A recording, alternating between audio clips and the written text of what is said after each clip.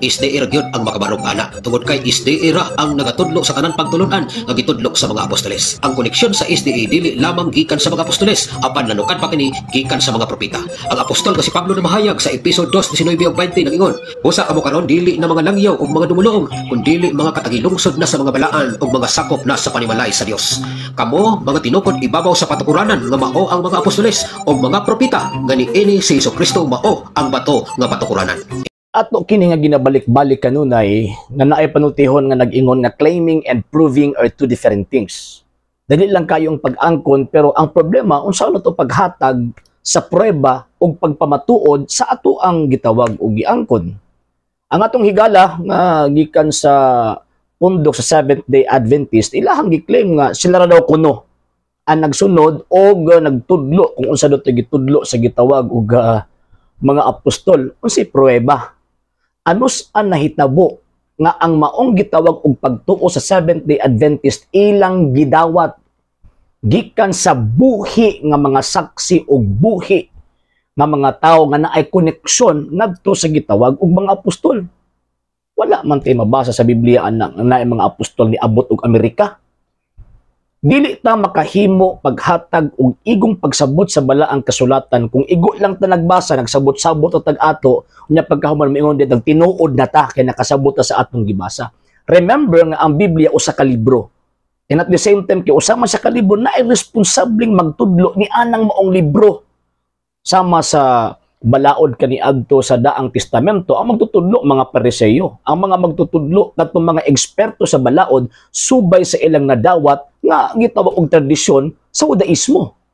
Mao pud ning balaang kasulatan or kining Old and New Testament nga gitawag nato og Biblia. Na irresponsableng magtudlo ini. Ang question, Seventh-day Adventist ba ang ang tawag ining responsableng mag-interpret ni ining maong nasulat? No. Nga naman kaya nag-exist ang Seventh-day Adventist, existido na ang Biblia. Naa na ang Old and New Testament nga gi-compile sa usa ka libro nga gitawag og Biblia. Abi ninyo mga higalag mga igsuon, ni-exist ang Seventh-day Adventist ni adtong 1863. Pinaagi sa pagtukod sa mga upat ka mga Amerikano dito sa gitawag og USA, sa Battle Creek, Michigan. Gipanguluhan ni Ellen G. White nga ilahang giangkon-angkong propeta nga wa sa Biblia, James White nga bana ni Ellen G. White, Joseph Bates, and G.N. Andrews. So buti pasabot ka na palang daan din na mabasa sa Biblia niya, how come nga nakaingon sila nga ang ilang gitudlo subay sa nakasulat sa balaang kasulatan? Gikot pa nila ang Efeso Kapitulo 2, versikulo 20. Remember, dili bakakon ang nahasulat. And ang San Pablo nga niingon na tukod kamo ibabaw sa patukuranan sa mga apostoles na asya gisulti sa Roma Kapitulo 10, versikulo 14 at sa 15 nga dili ka pwedeng magwali kung dili ka pinadala. Unya, by tradition, and according sa nakasulat, ang paghimo sa paghatag sa otoridad sa pagpadala, nga paghimo og mamahimo ka magwali, pinandungan ka sa ilang gitawag og mga kamot. Ang question karon anos ang nahitabo nga ang mga founders sa Seventh-day Adventist gipandungan sa mga kamot. O kinsa po'y mga kamot nga nagpandong niya na.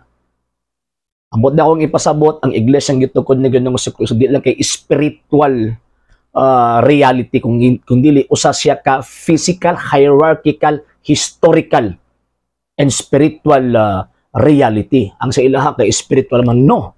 Existido ang simbahan ni Kristo kay ingon pa ni Ginoong Jesucristo, I will be with you always till the end of time.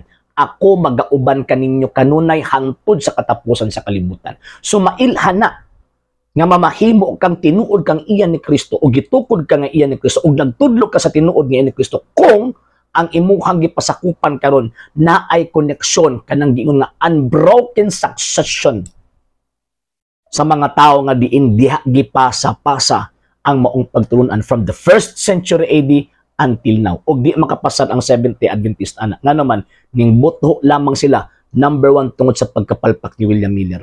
Number 2, niboto lang sila sa early 19th century. Number 3, gipangtukod og mga Amerikano nga way kalabutan sa gitawag og mga Hudyo. Again, claiming and proving are two different things. Sayon kayong pag-angkon, pero pamatud-in ang imong giangkon. Maghatag ng ebidensya, maglatag ang ebidensya, nga tama ang imong interpretation, subay sa imuhang gibasa, ug subay sa imuhang ginahuna. Sa hindi pa po nakapag-follow sa mga pages po natin, i-follow nyo po yung mga pages po natin, RJ Horolanciano II, TV Apolia Punto Argumento page, Kuya Apologies TV page, and RJ's Vlog 2022. And pwede rin po kayo mag-send po dyan ng Facebook stars. And also, sa atin po mga channels, sa hindi po nakapag-subscribe, i-subscribe po ninyo yung mga channels natin, The Lay Catholic, Apologies International Official, RJ Sano II TV, Kuya Apologies TV, and Barrio Kawayan Religious Forum. And pwede rin po kayo mag-send po dyan ng super sticker, super chats, and super thanks. And maraming salamat po sa mga kapatid at mga Katoliko na ulis pong tumutulong sa programa po natin. Maraming salamat po. Nang dahil po sa tulong at suporta po ninyo, ang programa pong ito, until now, andito pa rin po sa social media. And until now din po, nangangailangan pa rin po tayo sa tulong at suporta po ninyo dahil wala po kami magagawa rito mga sir, mga ma'am, kung wala po yung tulong at suporta po ninyo. Sa gusto pong tumulong, sa gusto pong sumuporta, pwede po ninyong ipadala ang tulong at suporta po ninyo sa pamamagitan po ng ating mga account numbers dyan po sa ating pong screen. And pwede nyo po kaming i-message sa ating pong page kung via remittance po yung papadala po ninyo. Maraming salamat po in advance.